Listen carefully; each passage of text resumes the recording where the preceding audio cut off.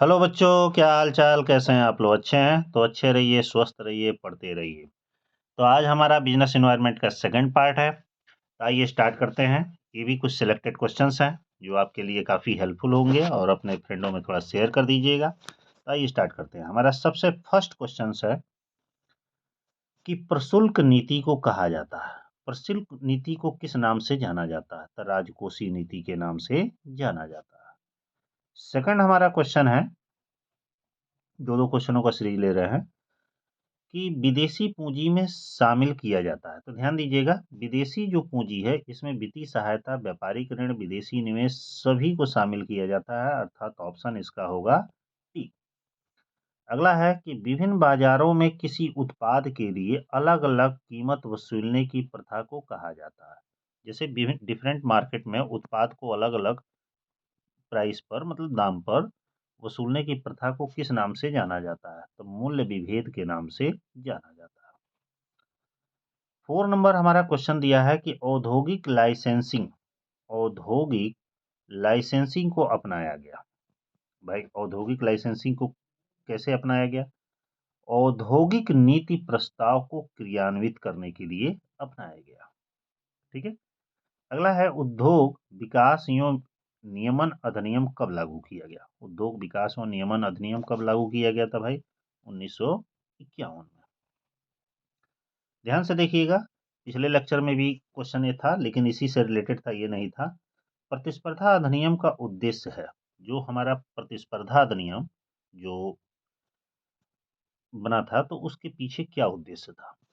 तो इसके पीछे उद्देश्य था एमआरटीपी एक्ट को निरस्त करना। ठीक है। 7 नंबर क्वेश्चन में दे रहा है हमारा कि आर्थिक विकास में सरकारी हस्तक्षेप की मात्रा निश्चित करने के मुख्य तत्व हैं। तो आर्थिक विकास में सरकारी हस्तक्षेप की मात्रा निश्चित करने के मुख्य तत्व कौन कौन से दिए गए हैं? देश की सामाजिक और राजनीतिक विचारधारा, इसके अलावा क्या है? सरकार की प्रशासनिक कुशलता, ये भी सही है। साधनों की गतिशीलता बनाने की सरकारी क्षमता, ये भी सही है। और देखते हैं क्या, उपरोक्त सभी। तो सही इसका ऑप्शन होगा सभी। 8 नंबर क्वेश्चन है, उपभोक्ता संरक्षण अधिनियम अर्थात किस वर्ष में पारित हुआ? तो भाई, उपभोक्ता संरक्षण अधिनियम 1986 काफी फेमस है, तो ऑप्शन सी सही है। उपभोक्ता विवाद निवारण के लिए राष्ट्रीय आयोग का गठन किस प्रकार? देखिए, यहाँ पे उपभोक्ता संरक्षण अधिनियम 1986 में बन गया, और इससे रिलेटेड विवाद निवारण के लिए राष्ट्रीय आयोग का गठन कब किया गया? तो इसे थोड़ा सा आगे ही किया गया होगा। तो कब किया गया? 1988 में। आगे है, अर्ध विकसित राष्ट्रों को विदेशी व्यापार की मुख्य समस्या है। जो ज्यादा डेवलपमेंट कंट्री नहीं है, अर्ध विकसित है, उनको विदेशी व्यापार की मुख्य समस्या क्या है? तो उनको विदेशी व्यापार की पहला समस्या है बढ़ता हुआ ऋण भार, विकसित देशों से कंपटीशन उसका होता है, साहसिक वर्ग का अभाव, अर्थात सभी सही। औद्योगिक नीति के दोष है, जो हमारी न्यू इंडस्ट्रियल पॉलिसी बनी है, उसके मुख्य दोष क्या है?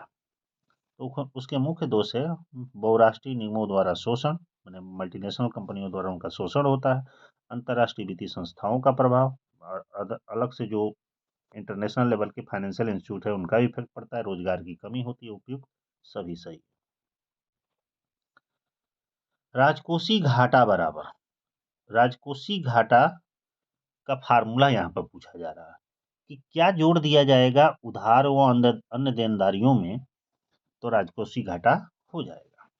तो ध्यान दीजिएगा, बजटी घाटा प्लस उधार व अन्य देनदारियां बराबर होता है राजकोषीय घाटा। अगला है, राजकोषीय नीति के प्रमुख अंग है। तो भाई, राजकोषीय नीति के कौन कौन से अंग है? सरकारी ऋण नीति, सरकार की करारोपण नीति, सरकार की व्यय नीति, सभी सही है।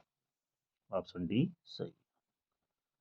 14 नंबर क्वेश्चन में कह रहा है कि निम्नलिखित में से पूंजी बाजार का अंग नहीं है। बताइए, इसमें से पूंजी बाजार का कौन सा अंग नहीं है? तो भाई, श्रेष्ठ प्रतिभूति बाजार ये भी है, पुराना पूंजी बाजार ये भी है, नया निर्गमन बाजार ये भी है, ये वाणिज्यिक पत्र बाजार ये पूंजी बाजार का अंग नहीं। अगला है, आर्थिक पर्यावरण में शामिल है। भाई, आर्थिक पर्यावरण में क्या शामिल है? तकनीकी स्थिति, शैक्षिक स्तर, सृजनात्मक भूमिका अवधारणा, ये सब सही है। ठीक है। औद्योगिक नीति के प्रभाव रहे हैं। औद्योगिक नीति का प्रभाव किस तरह का रहता है, माने इंडस्ट्रियल पॉलिसी हमारी जो बनी उसकी क्या इफेक्ट है।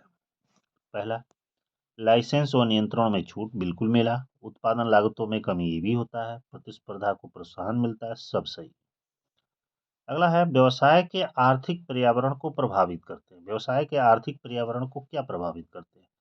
आर्थिक विकास का स्तर, आर्थिक नीतियां, आर्थिक प्रणालियां, उपयुक्त सभी, अर्थात सही ऑप्शन है उपयुक्त सभी। आगे बढ़ते हैं 18 नंबर पे। व्यावसायिक वातावरण शब्द का तात्पर्य है कारक, उन कारकों से है, ये नहीं लिखा गया है, डॉट डॉट दिया गया है, आपको वहीं पे फिलिंग द ब्लैंक्स है, जो किसी फर्म के कामकाज को प्रभावित करते हैं। इनमें से कौन सा ऑप्शन सही है? बाहरी कारक, आंतरिक कारक, प्रबंध संबंधी कारक, आंतरिक और बाहरी कारक। तो कौन सा सही इसमें दिख रहा है आपको? तो बाहरी कारक ऐसे हैं जो व्यावसायिक वातावरण को प्रभावित करते हैं कामकाज में। अगला, प्रथम वर्ष की योजना को प्रारंभ की गई। प्रथम वर्ष की योजना मतलब प्रथम पंचवर्षीय योजना कब आरंभ की गई थी भाई? 1 अप्रैल 1951 को। ठीक है, आगे बढ़ते हैं। 20 नंबर क्वेश्चन में दे रहा है कि डॉट डॉट को आमतौर पर नियंत्रणीय कारक माना जाता है। माने किसको नियंत्रणीय कारक माना जाता है? आंतरिक कारक को, बाहरी कारक को, उत्पादन की लागत को, ये तीनों को माना जाता है। और यहाँ दिया है इनमें से कोई नहीं। अब यहाँ पे से सही ऑप्शन क्या होगा? ऑप्शन ही ऐसा दिया गया है तो इसमें से सही माना जाएगा कि इसी को नहीं माना जाएगा। 21 नंबर में हमारा है कि जो कारक किसी व्यवसाय के नियंत्रण से परे होते हैं उन्हें कहा जाता है। क्या कहा जाता है? जो कारक व्यवसाय के नियंत्रण से परे होते हैं, माने व्यवसाय के कंट्रोल से बाहर होते हैं। भाई लाभ है, क्या कहा जाता है उसको? लाभ। क्यों? कि ये कंट्रोल से बाहर होते हैं। आपूर्ति के ऊपर कंट्रोल कर सकते हैं, मांग पर कर सकते हैं, बाहरी कारक पर कर सकते हैं, लेकिन इस पर नहीं कर सकते हैं, क्योंकि इसी के लिए तो सब बिजनेस होता है। विपणन मध्यस्थों को पर्यावरण के अंतर्गत वर्गीकृत किया गया। जो विपणन मध्यस्थ है वो पर्यावरण के अंतर्गत किसको वर्गीकृत किया गया है? बाहरी, सूक्ष्म, मैक्रो, रिमोट। बताइए किसको माना गया? तो सही ऑप्शन है बाहरी होते हैं विपणन मध्यस्थ।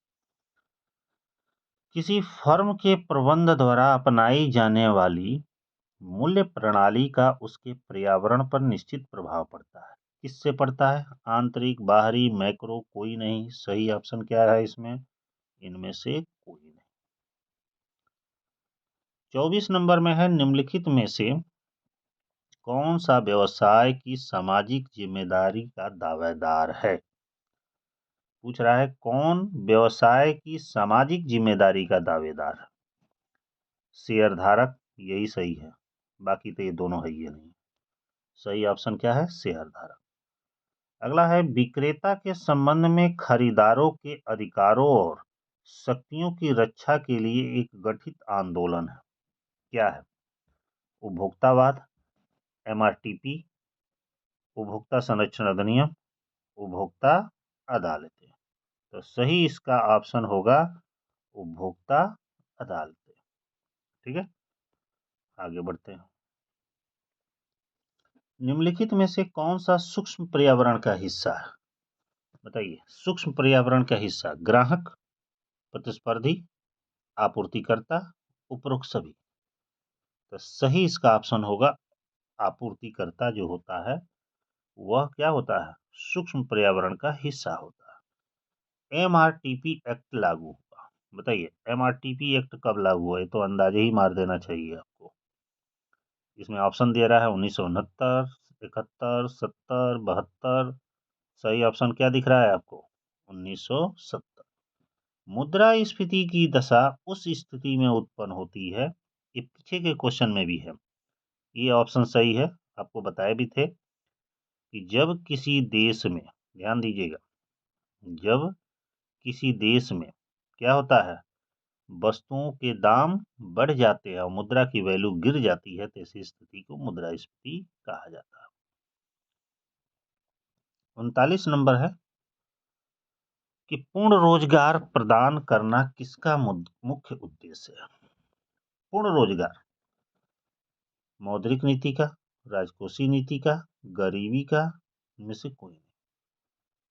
देखिए, पूर्ण रोजगार प्रदान करना गरीबी का मुख्य उद्देश्य है, क्योंकि गरीबी के कारण ही रोजगार प्रदान किया जाता है। मौद्रिक नीति, ध्यान दीजिएगा, मौद्रिक नीति के अंतर्गत महंगी मुद्रा है। मौद्रिक नीति के अंतर्गत महंगी मुद्रा क्या है? मौद्रिक उद्देश्य। 31 नंबर में है कि अर्थतंत्र का महत्वपूर्ण सूचक होता है। अर्थतंत्र माने पैसे से रिलेटेड। विनियोग, बचत, शुद्ध आय, राष्ट्रीय आय। सही ऑप्शन क्या होगा? अर्थतंत्र का सबसे महत्वपूर्ण सूचक बचत। कितना भी कमा लें, बचत नहीं है, सब कमाना बेकार। ILO की स्थापना कब की गई? इंटरनेशनल लेबर ऑर्गेनाइजेशन, इसकी स्थापना 1949 में की गई थी। मुख्यालय इसका जिनेवा है। अभी आगे के किसी क्वेश्चन में मिलेगा। विशिष्ट पर्यावरण के प्रमुख संगठक है। विशिष्ट पर्यावरण के संगठक कौन है? ये तीनों हैं। विशिष्ट पर्यावरण के संगठक कौन है? ये तीनों हैं।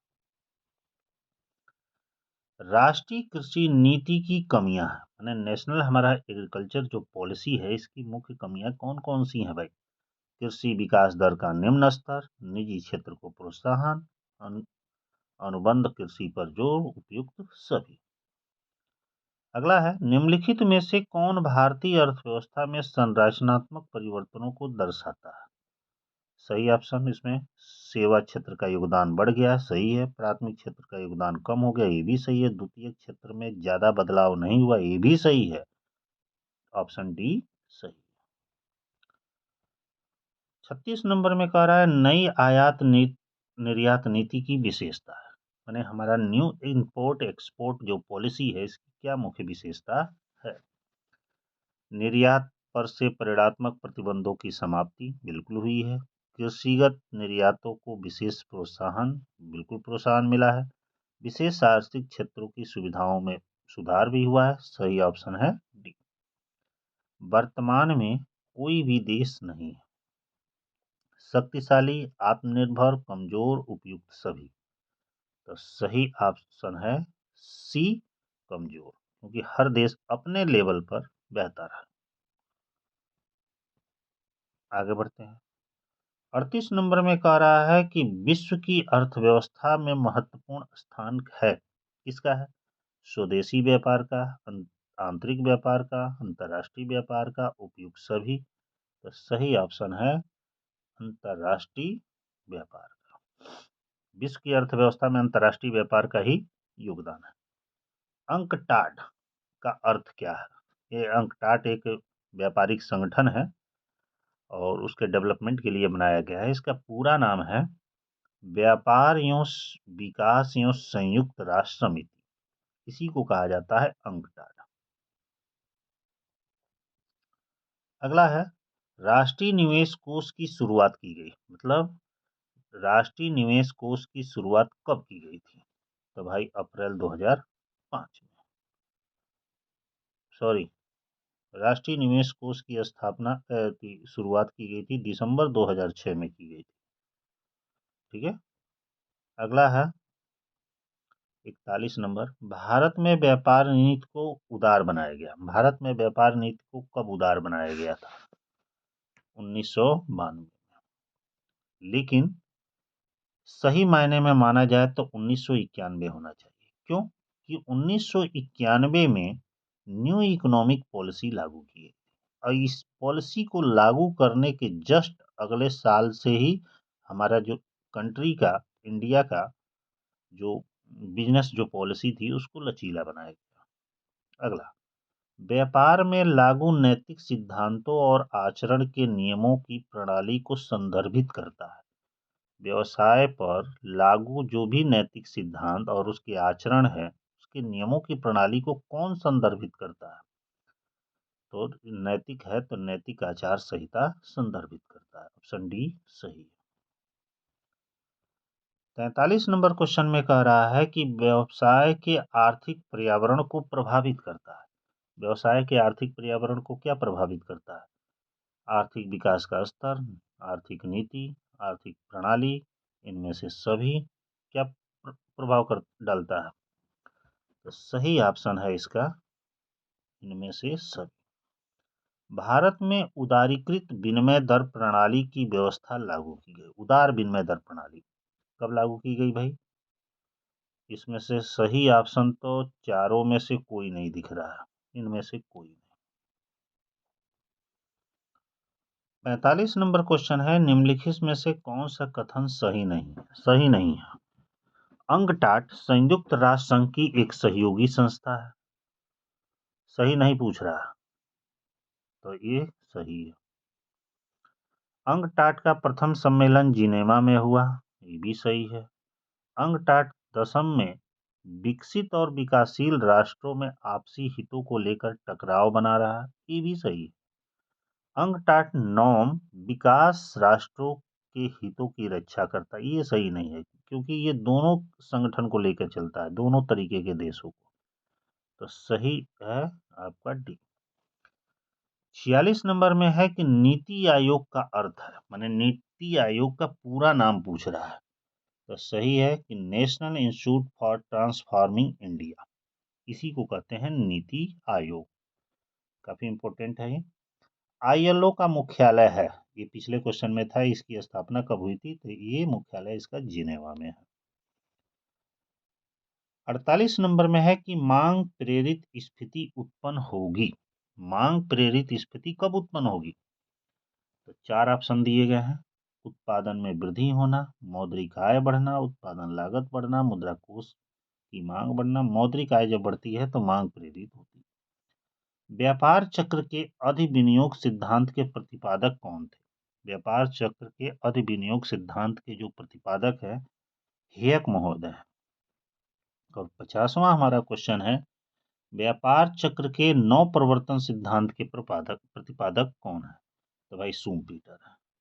तो इस तरह ये 50 क्वेश्चन का आप लोग का बिजनेस इन्वायरमेंट का कुछ खत्म हो गया। इसको पढ़ लीजिएगा, काफ़ी हेल्पफुल रहेगा। हो सकता है कि कुछ क्वेश्चन आप लोग को मिल जाए। इसी तरह आप लोग बने रहिए और जो भी हमारा वीडियो है उसे अपने फ्रेंडों में शेयर करते रहिए, ठीक ना। सारे सब्जेक्टों का धीरे धीरे आप लोग को कुछ MCQ क्वेश्चन प्रोवाइड कर देंगे, ठीक है। ऑल द बेस्ट, फिर मिलते हैं नेक्स्ट लेक्चर।